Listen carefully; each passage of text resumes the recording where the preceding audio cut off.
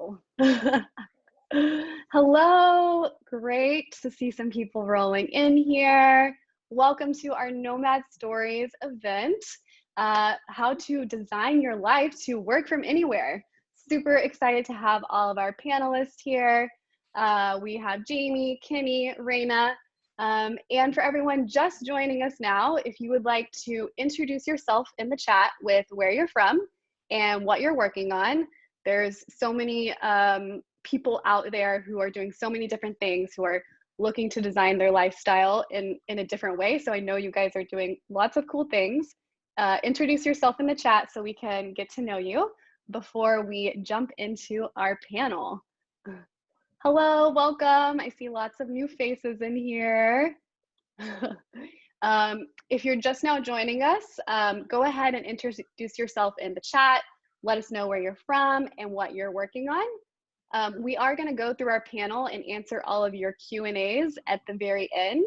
But if you have any questions right off the bat, you can always put those in the Q&A box.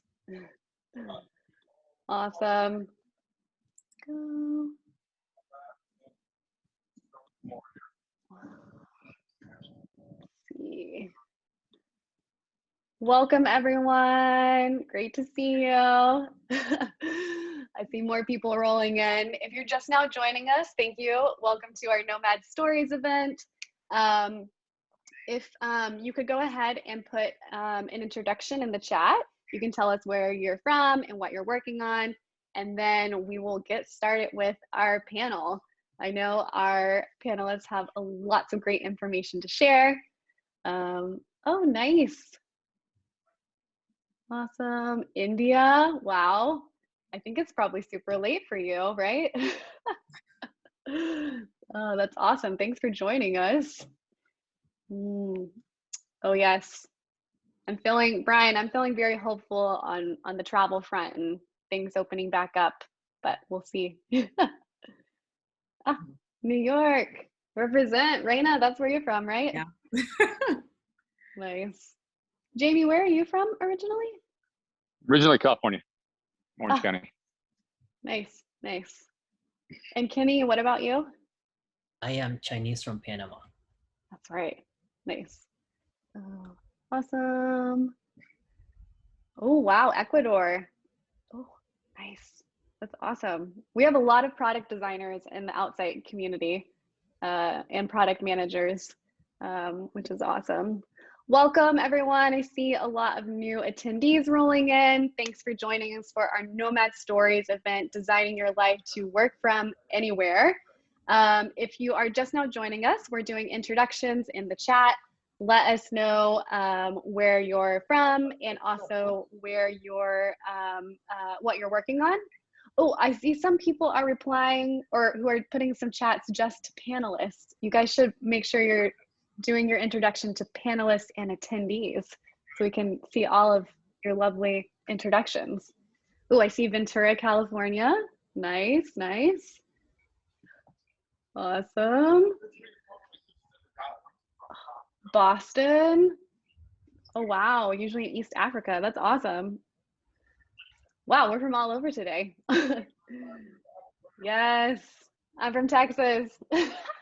And Jamie, you're in Texas, right? And I am in Kenny. Austin, Texas at the moment. Nice. Kenny, you're in And I am Dallas? from Dallas. Nice, nice. Awesome. Some more California rolling in. Oh, hey, Britt. Nice to see you. And Nava, I saw you earlier too. Oh, and Anna. Hello, hello. Lots of familiar faces. All right, I think we can go ahead and get started. I know some other people will be rolling in as they come over from their next meeting, but let's go ahead and get started. Thank you everyone for joining us today. I wanted to give you just a little bit of background about Outsite and who I am before we jump into our panelist introductions. So Outsite, we are a platform and we have co-living spaces and community and perks designed for remote workers who are also traveling. And when you become a member, you get access to book our spaces around the world, You get to meet a nomadic community of working professionals, and you also get access to other things like monthly deals, and you can build rewards over time and partner perks. So there's lots of different things that come with your membership. And all three of our panelists today are Outsite members. My name is Christina. I work for Outsite on community and events. I've been with Outsite for about 3 years now, and it's really great to see how it's grown, and I'm just really excited for the future of where we're going. It's kind of a small silver lining of the pandemic is that it's really shifted the conversation around remote work and how you don't necessarily need to be in the office all the time. You can have a more location flexible lifestyle. You can really design your life how you want to live. And that's kind of how all of our panelists have carved their own journey. So we're going to find out more on how each of them have done it. So I'm very excited to jump over to our panelists. So we're going to go through, here's a couple of questions for you guys if you want to answer them: where you're from, where you're currently based, what you kind of do for work, and also what is your location independent status? Do you have a home base? Are you like super nomadic? How long have you been nomadic? Are you hybrid? Or are you about to change this? And we'll start with you, Jamie. I love the status question. Originally from California. I grew up in San Clemente, Orange County area. And then I basically lived around there for most of my young life, just went to school at UC Santa Barbara. And then I took a job with our USA men's volleyball team. So that moved me to the Olympic Training Center in Colorado Springs. Went back to California for a little bit. And then kind of around 2016, my life kind of became nomadic. I was forced into it. So I took a job coaching the Dutch national team, and I had to be there for about 7 months. But then the other 5 months were kind of unaccounted for, and it made no sense to have. I got you on the headset. Let me see if I can do something. But I got forced to kind of travel around a little bit, and I'm getting some Wi-Fi stuff too, so I might move around here in a second. But I'll get through this. I got forced to move around a little bit, so it caused me to kind of look for some other places to go. So currently in Austin, Texas. Probably be here for about another 2 weeks, and then trying to figure out what is next after that. For work, I coach volleyball, which is my main job, but I do some education stuff and some business consulting in addition to that. So, and then my status, I don't know what to call myself in here. I'm hybrid, I guess. I usually tend to be in one place for 7 months, and then I tend to bounce around a little bit after that. So I'm gonna leave it at that, but I'm gonna move around and see if I can get some better Wi-Fi here. Nice. Whenever I think people stay in one location for like a month or 3 months, maybe even longer, there's like the term called slow mad, and that's what I identify as well. So that's for anyone else out there. There's, if you stay in a location longer, it's totally fine. And there's a term special for you, slow mad. All right, who wants to go next? I can jump in. So hi, I'm Raina. I am from New York. I'm from Long Island. There, I know sometimes we're like New York City. I'm like, no. I lived there for a while though, and before living in Connecticut before the pandemic. And what I do is I work for a buildings material company doing literally all sorts of different things. My title is manager administration, but it spans anything from like special projects with the executive team, building teams, evaluating systems. I'm sort of a catch-all problem solver, if you will, which I love. And yeah, I consider myself location independent because this is still very new for me. I turned my job into this, so that's what's sort of great about this. Yeah, I consider myself more location independent, but I am slow traveling. I think that's the way I prefer, is to sort of spend a few weeks someplace and then see how it feels. So nice. All right, Kenny, bring us home.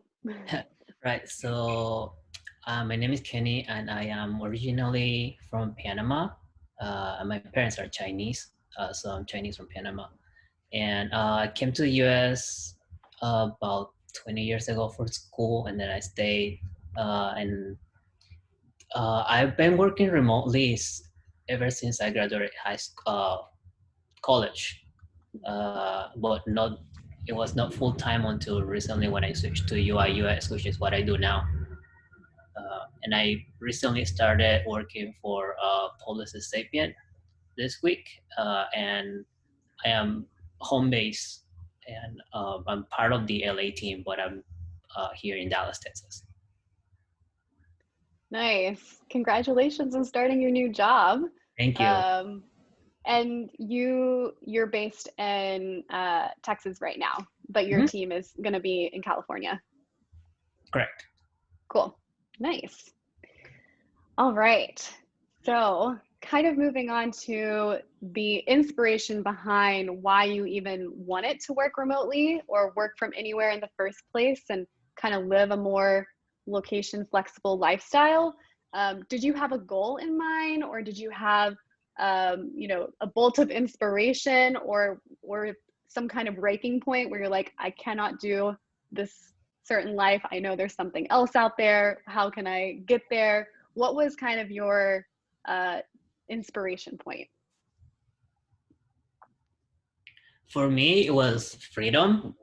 Remote work was not new to me, but obviously everyone knows the pandemic accelerated everything. So now everyone's on board. So like I work for a big agency now, and they didn't have that lifestyle before. So they opened up in the pandemic to have people from everywhere be part of a specific group. So I was searching for that kind of job this year before I was a freelancer, which gave me that freedom to do whatever I wanted. So true. Is my audio working now? All right, now you go. Oh, sure. So I've always had this idea of it. It wasn't necessary. I've always worked in industries, and even still like worked in industry where it wasn't a thing. Like I outside of the pandemic happening, that was not something my company was like thinking about, but I always knew that was something I was always at some point going to ask for, move towards. I would say like really the inspiration was I've always traveled alone. And so I think once you get used to traveling alone, you get this feeling of like, oh, I could just stay here. I wish I could. So I really just like jumped on the opportunity with my company and working with them to make sure my role could maintain being remote. I think for me, like I said, I think in my introduction, mine was forced. I was just thrown into it. I took a contract in another country at first. It was actually in Turkey at first. And I was there for 6 or 7 months, and it just didn't make sense to pay rent at home. So then I gave up my apartment. And then the second piece has been, I was actually coaching a team way back when I was paying rent at the time. I look back and it was stupid. But I had some friends when I was in Austria that would take these trips and go for 5 months and buy a motorcycle in Argentina and travel from coast to coast. I'm like, man, that's amazing. How do you afford that? And it always sticks out in my memory. They're like, it's really not that expensive when you realize how much you spend on rent and things at home. And just when I was forced to kind of give those things up, it realized just how much freedom I had financially too, from letting go of some of those things and using that money to kind of experience life. So for me, it was like those 6 or 7 months. And then I'd come home and I'd be like, all right, well, I don't have to have a home base. Let me go live somewhere really cool for a little bit. And then when I took the Dutch national team job, I needed to be in Holland, which wasn't that bad in itself for 7 months. And then the other 5 months I could be wherever I wanted to. So just not having that rent cost and those costs associated with it just gave me the freedom to travel and do the things that I love. So I kind of fell in love with that along the way. Nice. So I'm hearing lots of themes of freedom, which I know is definitely always comes up when you're staying at the Outsite spaces and over dinner, just like kind of the freedom and the curiosity and really wanting to live the life that you want and to be able to do that. That's awesome. And so we kind of touched on this a little bit with you so far is kind of your work strategy. And for some of you, it sounds like you're seeking out a remote role, or you kind of were like, this is my requirement. I have to be remote. Otherwise, I'm not going to sign on with your company. or have any of you had to basically negotiate for remote work? Or are, Raina, I know before Yeah. the call started, we were talking about how your company's about to reintroduce going back to the office. And I think a lot of conversations are happening like that right now. What are maybe your thoughts around that? Yeah, we were just having this conversation. So one thing I know, and I'm glad I did, is I knew to like advocate for myself early on. Like I always knew I wanted to do this. So like, why wait till somebody else is going to make the decisions for my life? so I made sure I like stepped up and like pushed like what I do well, like, you know, how this past year has gone. Like I didn't wait for like an annual review or anything. Kind of was like, this is what I'm doing. Either they're going to be the company I do this with or not, you know, and I want it to be. So I think it definitely followed like creating my role to fit that and showing that it could.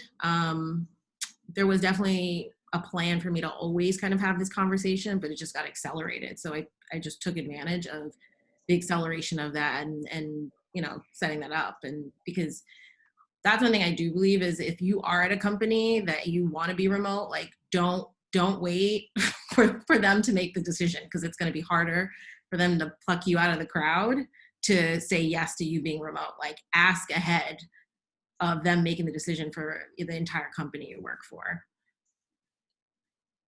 That's awesome. And whenever you were in your negotiations, did you get any pushback, or were you pretty firm on?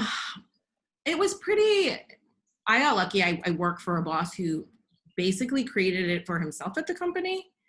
My company's based in Connecticut. He lives in Utah, and he's like worked his way up from like a sales rep to now our president, living across the country. So I do think that was very much a unique situation where I'd worked with someone, but even the other teams and him negotiating with other people, I think it could have been harder if I didn't have someone who supported me in what I do well.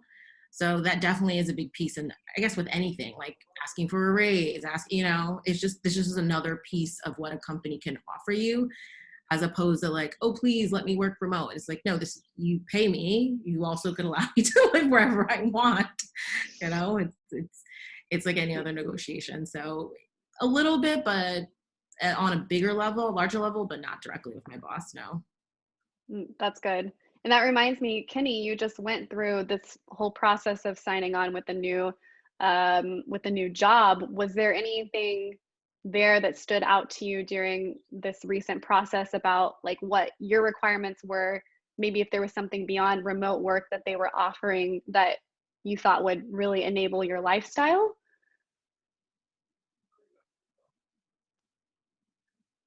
Trying to think.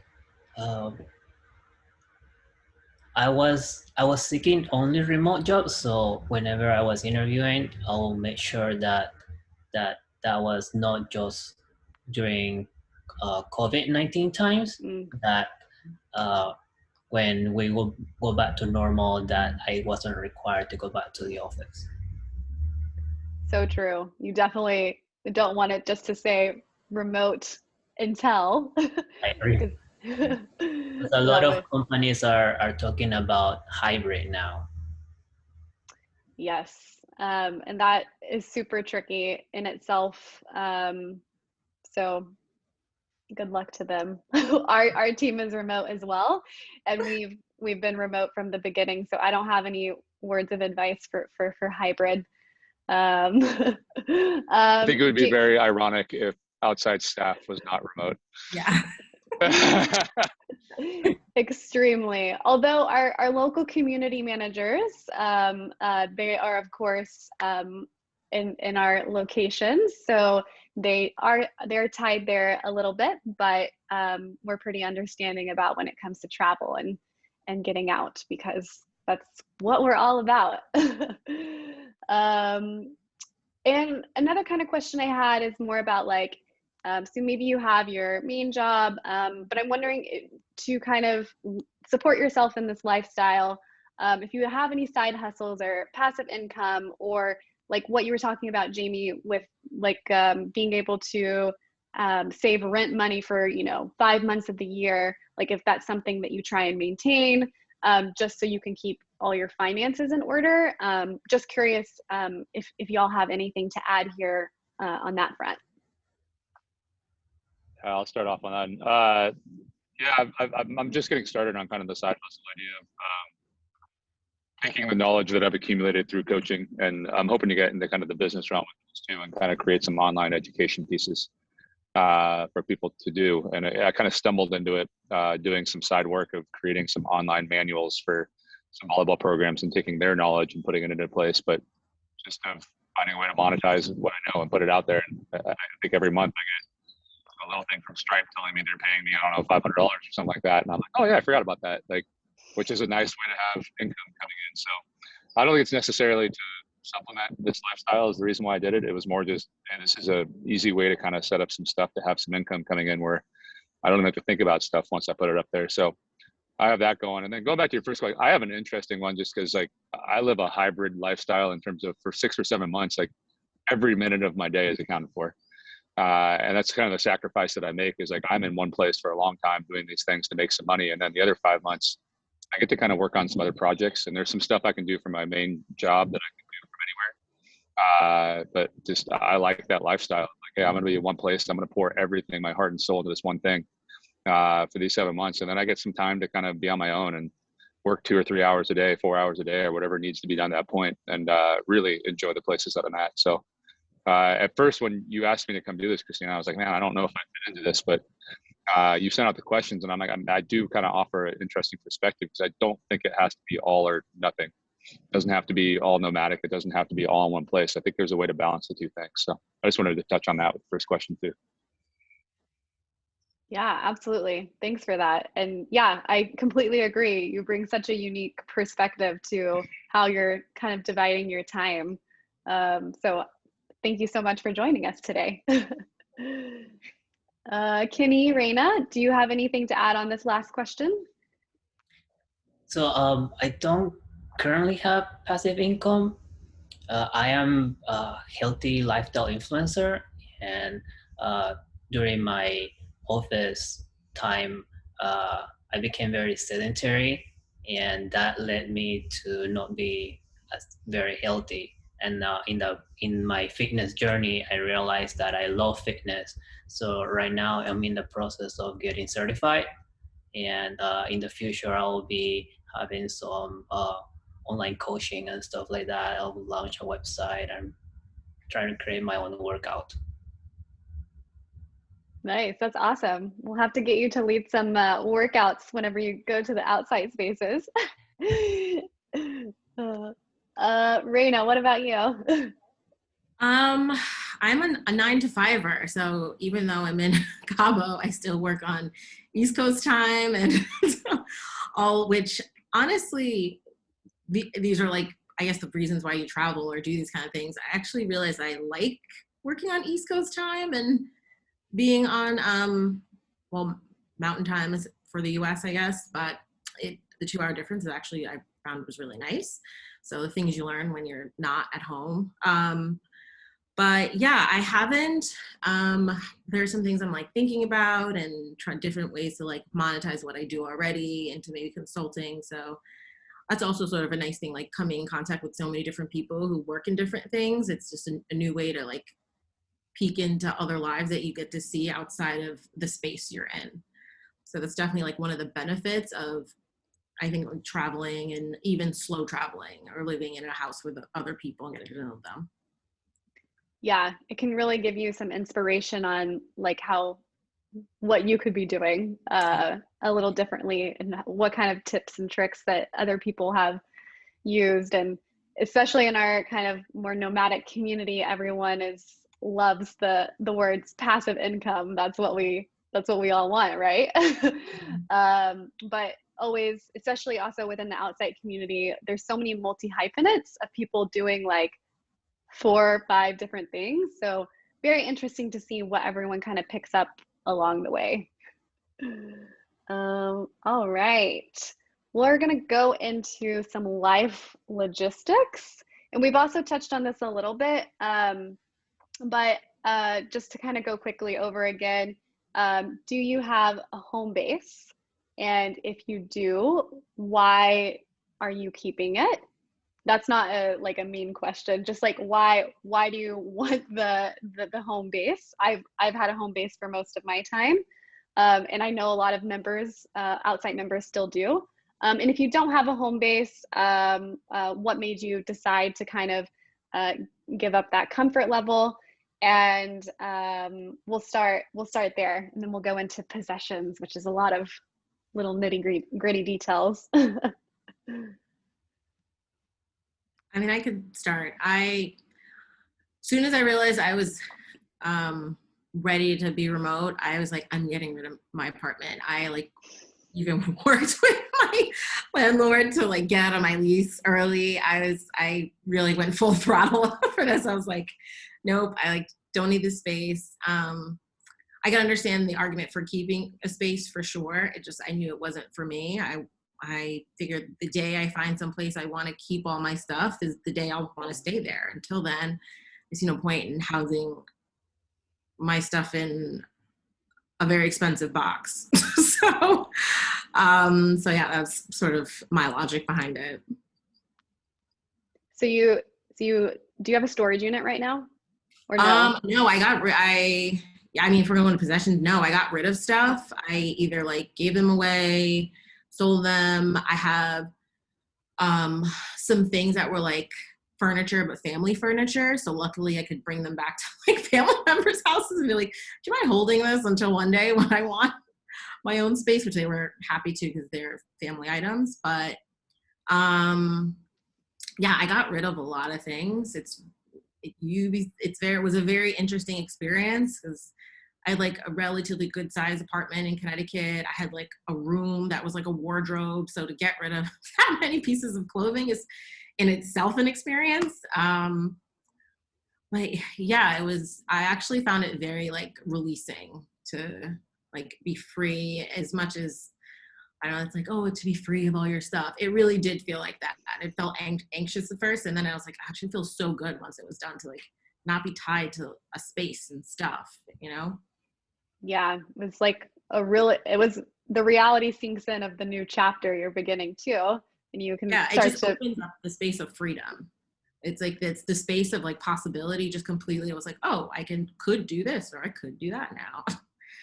Absolutely. And just rounding out the last question on possessions, did you have a car in Connecticut or no? I did. So I kept my car because I realized when I'm back in the US, I'm going to want a car. So I kept my car for that purpose. Maybe that won't last forever, but I definitely don't want to rely on like Uber and other people when I'm home, or if I want to, travel to places around the States, I'll probably like want to take a road trip in the car I already have. Yeah, absolutely. All right. Who wants to go next? And you can also tag in with your possessions, because I think that really is a kind of a natural conversation on why you would keep a home or not. Kenny, you want me to go first? I'll go first. Well, second. Yep. I am a homeowner, so I have a home base, and when I was younger, I wanted to travel full time, but I didn't have the finances to do that. But now that I'm older, I don't want to do that anymore. I love having a home and having a place to go when I'm not adventurous, because sometimes I feel adventurous and sometimes I just want to be home. So that's why I kept the home base. Nice. So you didn't have to work through anything of, do I keep this? Do I donate? Where's my car gonna go? Right. No, I keep everything. I do. I'm in the process of becoming more minimalist. So instead of having 2, 3 of whatever, I just have one. Nice. That was awesome.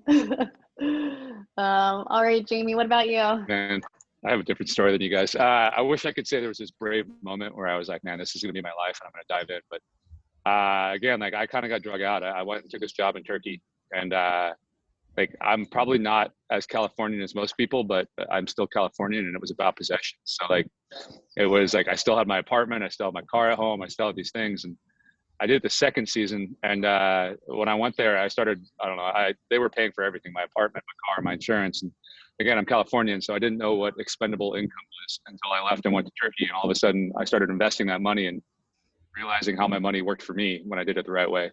So then I started looking at what I was paying for rent at home, and I'm like, man, this is stupid for me to have this thing going on at home that I'm not using at all, whether it be renting or buying.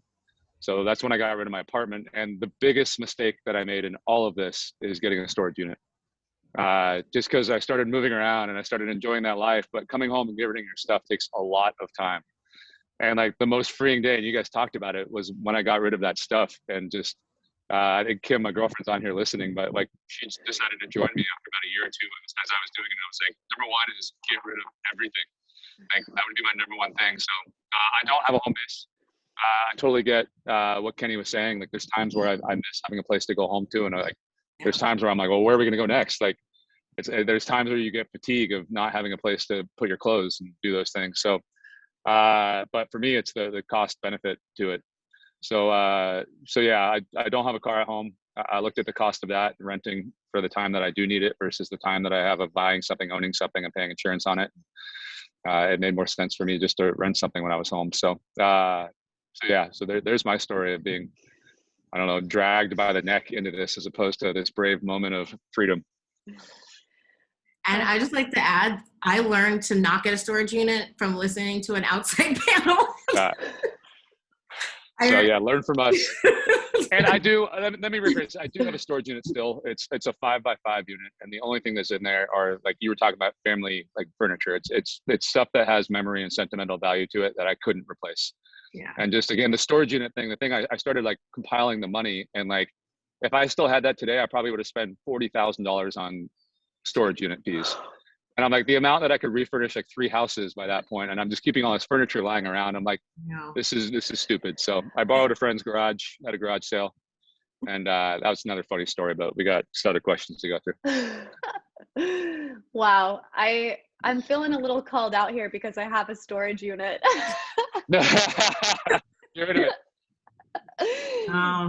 And I'm about to go back there, and it is a funny feeling when you go back to your storage unit and you're like, oh, I guess here's my home, here's my life. But it's very small, and it's mostly things that I that are either valuable or have sentimental value to myself. It's very small, and the cost is not that much, especially for being in LA. So for now, I think I'm gonna keep it. My car is actually in Texas, so we'll see if I end up keeping that or not. We'll see how the year goes. And kind of just a last question. I'm not sure if it's super relevant to any of you, but just curious about if you've had any learnings from when it comes to like health insurance or even car insurance or taxes, and how you have approached that with your nomadic lifestyle. I don't know if this is something that you've had to deal with or not. So feel free to jump in if you have. I'll jump in on this one. Again, I'm big on saving money. So the tax piece, I would for sure start an S corporation. Would be my first piece of advice, and just the amount of tax money you can save by funneling some of the expenses through that. So you can, some of the travel expenses, if you're doing work in a certain place, you can write those off. And, it's just a way to reduce kind of some of the payroll costs that you would normally have. So you have this business and you can reduce taxes by about 10 or 15%. And then my approach on insurance is, again, for me, some of the places that I went, the jobs that I had, that was covered. So when I took a contract coaching in a foreign country, usually I was covered for that 7 months, but I've always used an expat policy. Mine's through, I think, IMG. I don't know if we're allowed to give specific endorsements here, but and Kim's was through another company that I really liked because they had some like teledoc type stuff where if you had an issue, you could call in before going to a doctor, and they would explain the medical procedures in that country. And I'll text her in a second here and get the name of that before we're done with the question. But yeah, highly recommend both of those. Nice, that's awesome. Raina, Kenny, have you had to deal with this at all? I mean, my insurance is through my company, and I figured if I have an issue, I'll do a teledoctor. And I think I've like had injuries traveling, so like just in general on trips before, and they always, other countries seem to handle it a lot better. So I think that also definitely built up my like courage behind like, okay, like if something goes wrong, I know how to handle it, because I've had situations where I've had to handle stuff in another country by myself. So Nice. I don't really have anything to add to this. Yeah, it kind of just depends where you're going and Mhm. how often. So yeah, and I think I'm hoping that there'll be a lot more innovation around these two spaces, since remote work is changing things and where people are based. You can even see this with the kind of big companies right now. Like Facebook's policy is very different than like Spotify's policy, where Spotify's trying to be a little bit more accommodating on where their employees work from. So it's going to be really interesting to see what other companies can come in and kind of innovate on these outdated health insurance, tax codes, etc., and see how that really changes to enable all of our lives to be even better. So we'll see what happens. All right. That other Now, some of insurance policy, if anybody wants it, was Cigna Global. They do a decent job also. Nice. I think also quite a few members use Safety Wing, so check them out as well. I know they have I think a teledoctor option as well. And so I just wanted to talk a little bit about location independence, kind of your place and duration. How do you determine where you want to go and how long you're going to be there? And also if this has changed over time, because I think a lot of people start off and they have this idea of how it's going to work and how long they're going to be, and they're planning everything, and then as time goes on, it changes. So how has this looked for you in your journey? I mean, I can start. I mean, I'm relatively new to this, so I mean, things are kind of working the way I thought, but my plan was to just set up someplace, and then when I didn't want to be there anymore, I would move. I really wanted that freedom to kind of, the most important piece to me of this is if like I'm not enjoying where I live, then I have the option to change that. So I don't feel a need to like plot out a lot. There are some things I have like thought about, like I know like holidays that are really big for my family. I'm gonna go home for those. So there are those things that I know I'll plan around for sure, because they're important to me and I enjoy them, make me happy also. So there's that. And then in terms of place, I sort of been doing the same thing, like this sounds good, and I'll go there, and if I don't enjoy it, I'll leave. So, I'm doing this a little loose for now, but that doesn't mean that'll change. So. And where have you been so far on your journey? Really just Mexico. I've been to Mexico, and then I was just like bouncing around a few places in the States while I still had an apartment. But that was really it. And even like what I'm thinking about in the future, I'm like, maybe I'll go to, I don't know, Panama, because that was someplace I'd been thinking about, or Costa Rica. Maybe I do just want to live around New York City again for a while, because have been thinking I kind of miss New York City because I haven't lived there in years. So yeah, just seeing whatever feels good, I guess, in the moment of planning a few weeks out. Nice, that's awesome. And in Mexico, how's your Wi-Fi been? It's been good. I haven't had any issues. I was also in the Tulum house in July and then in October, and I didn't have any issues with Wi-Fi there either. I mean, you have zero cell service there, but like, that's Tulum, I guess. But there's cell service here too, which is great. Nice. Kenny, Jamie, what do you guys think? Okay, I'll go second this time. I try to make my stays as long as possible, and there's a couple of reasons for that. One, again, like you're going to hear a lot of value of money stuff from me. Just whenever I'm looking at spending time in a place, that flight is one of the costs that goes along with it. So if you're bouncing from place to place to place, like those costs start to add up. But you can lead a pretty economical lifestyle if you decide to go to one place for a long period of time. And I think it's one of the things that I liked about Outside is like it brings the cost down because you're staying with some other people in a cool spot. There's other benefits I think we'll get into later also, but so it brings the housing cost down. So that's reason number one. And reason number two is just, again, like I've had a weird life where I've gone and spent 7 months in a place. So 7 months in Istanbul, 7 months in Vienna, 7 months or basically 3 years in the Netherlands. And I just feel like you really get to know those places a lot more when you spend longer than a week or two in them. So you get to know the ins and outs of them. You get to know the people, you get to know the culture. And so those are my two reasons. I think it has changed a little bit over time. But maybe not even a ton. It's just because I have more freedom now, I can go spend a lot more time in a lot of different places.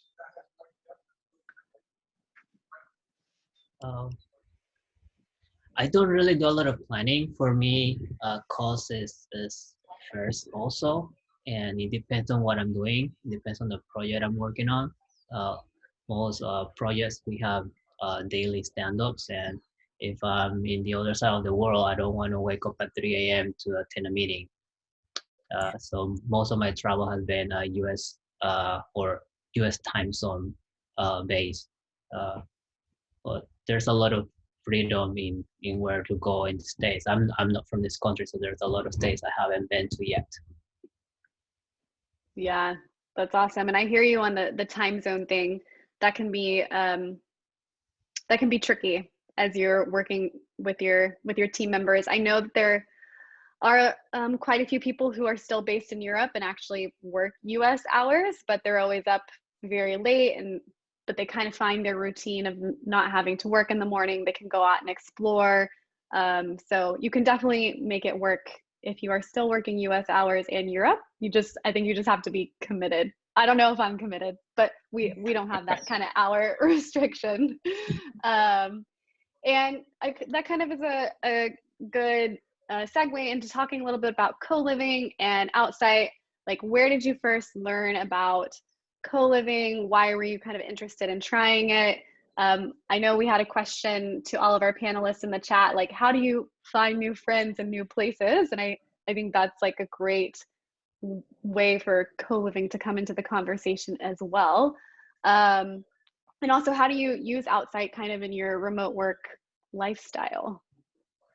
I'll start off here. I don't know if you know this, but Instagram is really good at targeting ads to people and the lifestyle that they live. So for about 2 straight years, I kept getting Instagram, and I'm like, oh, that seems interesting. That seems interesting. And I remembered when I was coming to Austin that there was one here, and I'm like, well, this has always intrigued me. It's always fit my lifestyle, so let me give it a go. So you can thank Instagram and the amount of money that you guys paid for that for me being here. And then I was going to hit on this earlier. I just think one of the other things that's really cool about Outsite is the majority of time I run into people and I'm running through an airport and I have 2 suitcases with me and a carry-on. They're like, what are you carrying your entire life with you? And I'm like, yeah, actually I am. And everyone's just like, that's crazy, like, and stupid. And what are you doing? And it was really cool with Outsite of being around a bunch of people that are also doing the same thing. And I was in New Zealand traveling around in a camper van, and everyone kind of had this shared existence that like they were all had something similar. And they all did different things from different parts of life, but they all had this thing that kind of tied them together. And I think it's the cool thing about Outsite is you get in these houses around other people and someone just asks the question, it doesn't get lonely. And I would say it's the opposite of that, because you go to a spot and you have this built-in community of people that have something similar to you and that want to explore the area and do stuff, but do it for a longer period of time. So I'm not single. I do travel with someone, but I see the other people that are in it, and I'm like, man, that's awesome that you get this built-in social circle that comes around it. And then the other piece I was just thinking of that I randomly, like, we had a reunion last night in Austin of people that were in the house when I was there. So we were actually just having this conversation. I think the other thing that's interesting is you get a bunch of people that want to have fun, but also really want to work hard. And you're all working hard around each other on different things. So like, there's almost this like guilt that comes along with it. Like you come downstairs and someone's like plugging away on a computer, programming something. And I'm like, I need to go do something. So like the 3 weeks we spent there were maybe the most productive that I've had in the past, I don't know, 6 months. So that's my take quickly. I'll definitely agree with like it's a nice schedule because it could get easy to get distracted, and there are people who are at least the people I've definitely come across are like very dedicated to what they're doing, their jobs, their careers, whether it's their own business, they work for a company. And so there's just a nice general like energy around that. But then, you know, you also do have people who understand like you can't go do something in the middle of the day on a Tuesday because you're not on vacation. You know, you are working. And so there are other people who also are planning their lives accordingly. Like, let's do something after work to socialize. Let's do something on the weekends. Maybe I love to like plan extra days off so we can explore a little longer, like with someone else. So it is nice to have other people to do that with and kind of are on the same, you know, pattern as you in terms of like how you're working, how you're exploring, and that sort of balance is also really good. And I found about it Instagram. Instagram is, yeah. But I also use Instagram to find other people. Like I've always done that. Like before I go someplace, I'll like throw in a bunch of hashtags and see what the patterns are. And some places have some patterns of some really cool and interesting people, and I just write them. I'm like, hey, I see you're in wherever. Like, how is it? What have you been doing? And I don't think I've ever had someone not answer me. I mean, is it always someone I end up hanging out with? No, not at all. But I definitely have come away with some really cool things, or even deciding not to go someplace because of that too. So that's definitely a way I like meet different people, because if people are broadcasting things, usually they're willing to be social about where they are. That's a great point. With the targeted ads thing, I can't remember how I found Outsite, but it was like three or 4 years ago when you guys were new. When you were only US based, and I was looking for a place to stay in California, in LA, and the Venice house had the best rates, even better than Airbnb at that time. Yeah. And which did you end up staying in Venice? Mm-hmm. Yeah, that's where we met.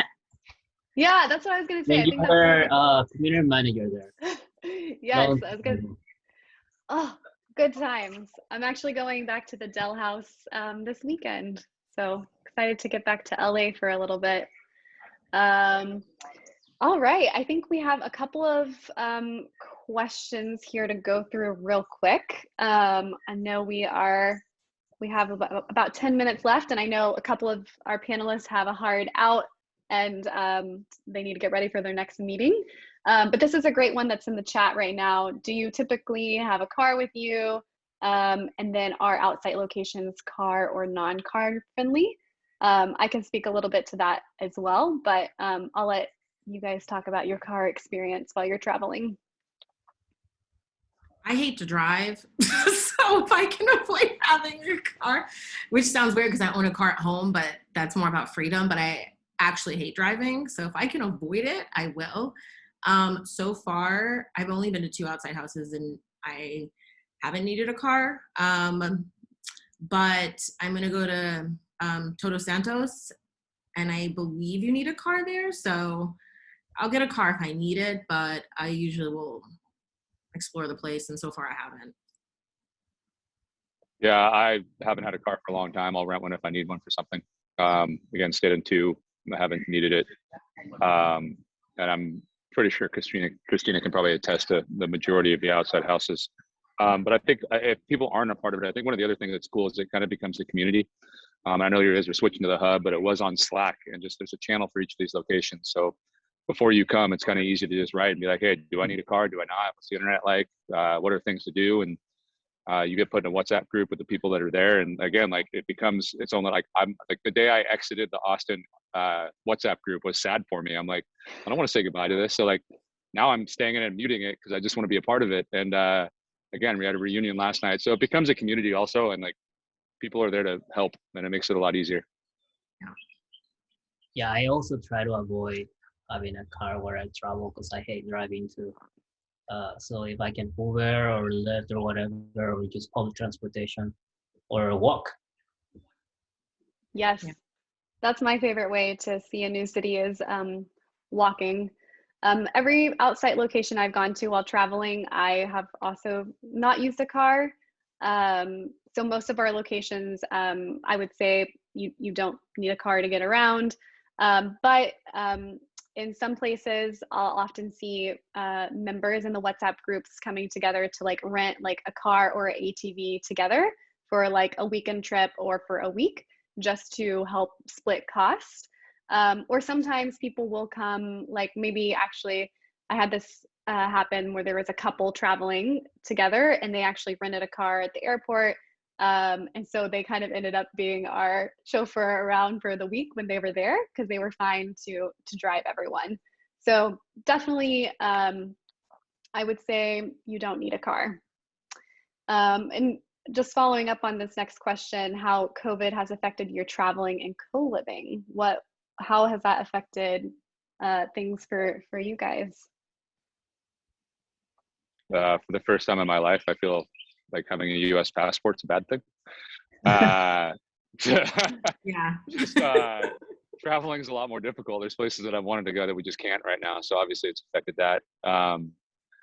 I think the co-living thing, I was really nervous about actually, because I went in kind of the heart of this. And I think the house we were in, it's like 6,000 square feet, and somebody had been living there by themselves for like 3 months. Was the luckiest human being alive, or poorest human being alive, that he was lonely. But everyone was really courteous. And someone asked the question in here also, just of are people playing more or working more? Like, I think that one, there's a little bit of a selection process to kind of be a part of Outsite. I don't know how strict it is because they let me in, but so there's a selection process. And two, I think it's priced at a point where like you're not going to get the riffraff. You're going to get people that want to come in and work hard. So like I personally haven't had a bad experience where someone doesn't have a similar lifestyle to me. Whereas like I'm going to work really hard from 9 to 6, and then I'm going to have a beer. And I feel like people have been very similar to that. But the same thing with COVID. I feel like everyone's been pretty courteous of like, some people might not even feel like it's that big of a thing, but they have the respect for the people around them to treat it appropriately. So, so from the outside experience of being in one recently, it felt safe. From the traveling standpoint, I'm looking forward to things opening up. I haven't done a lot of traveling since COVID. Just staying put, doing my thing by staying home. I mean, I've had a similar experience. Like everyone seems to, I don't know, working on the same wavelength and kind of being respectful to each other in people's spaces. And so it hasn't been an issue at all. I think when people join the house, people are very mindful of like acknowledging like, you know, just people's boundaries. But I think that's a natural thing you do anyways. It's just up to notch on like being mindful and courteous and things like that. So I haven't had any issues per se. That's great to hear. We also do provide guest guidelines, and this is shared whenever you're booking and right before you check in. So Outsite does set some expectations from the beginning on what we expect from our guests within the space. There's reminders also when you actually go to the physical space. And even before COVID, we have little signs up, you know, like wash your dishes, like make sure you're keeping the space tidy and comfortable for everyone. And since I would say everyone is definitely more of a working professional, our average age of someone who stays at Outsite is actually 36. So since we're a little bit older, we're not like this young party 20-year-old space. That's not who we are, or that's not who's staying in our house. You can go do that on the weekend if you want. But basically, I think that really helps having kind of just people who are working professionals that are going to be more mindful and respectful. That's kind of my 2 cents there. And let's see. I think it's a difference of like being on vacation versus treating it like your home. so I think people forget that. Like people are not showing up on vacation. People are showing up to treat this as their home. So, you know, there's a different level of like, there's not a, you know, cleaning person is going to come make your bed, you know, it's just a different thinking. So I think people naturally carry that into the space they're going to live in, especially with other people. Yeah, absolutely. And I see a question here in the Q&A I wanted to address real quick about if anyone is married or has kids, and how they kind of work with that lifestyle. I can just say that there are married couples who do use Outsite. I've met them. We actually don't allow kids to stay at Outsite, so unfortunately, they cannot work remotely with you. That would be kind of a different type of accommodation. And I just want to note that our members the average age is 36. So you're going to see a lot of people on either end of that. We actually just had an event yesterday, and we had a mom, and she is in her 50s, and she just needed some self-assurance that this was the right place for her to come. She wanted to travel. She wanted to be around other people, but she was concerned that maybe she was too old, or that she wouldn't find a like-minded group. But she is nomadic. Her kids are grown and they've left the nest. And so she's like starting her next chapter. So I'm really excited for her to jump in and make the stay with us, because she's going to find her people here for sure. And I see one question here from Daniel. Knowing you have to pack your life, how many suitcases do you travel with? What a fun question. There's a reason why Kenny and I are both wearing the exact same t-shirt right now. I just want to let you know that. It is the most versatile piece of clothing on the planet. If I can travel with just a carry-on, I'll do that. If for whatever reason I would carry more, then I'll just usually carry on, or one suitcase max. My goal is a carry-on, but right now we're with a checked bag and a backpack. I don't foresee anytime soon be notching that down. But I would like to say I'm very impressed with my ability to get from an entire bedroom worth of clothing down to that. That I did not think was even going to be possible, but somehow it was. I've never felt like an overpacker in my life, but I do right now. I'm in 2 suitcases, keeping it under 40 pounds a piece. But again, that's my entire life.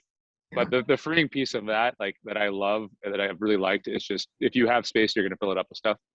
And the 2 suitcases is like, if I'm thinking about buying something, I have to like spit something out the other side of the suitcase and get rid of it.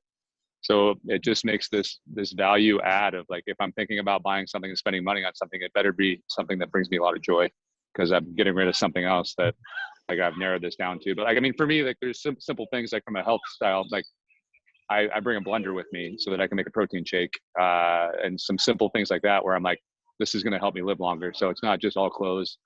There's some stuff that brings me joy in there outside of the material stuff. Yeah, that's really important to bring things that might not be necessary to other people that are necessary to you, like to feel empowered to bring that, because I know a lot of our members do that. All right, one final question for you guys before we all leave. If there's one piece of advice you could give to someone who is thinking about kind of changing their lifestyle, really digging into traveling while working remotely, what would your one nugget of advice be?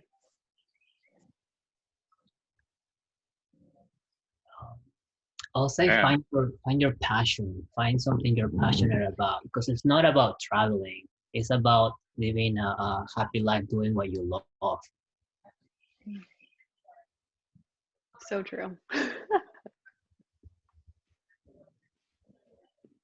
mean, yeah, mine was borderline the same thing, because it is about travel, but it's not. It's about, and I know for me that's 100% why I'm doing this. It's about like making sure I feel fulfilled in how I live my life, and knowing that like at the end, no matter what I do or what happens, like that's where I know I'm complete with that. Like I had the experience, and I didn't limit myself based upon what I think is the reality. You know, I went based upon like knowing that what I want to make myself satisfied is possible somehow. So.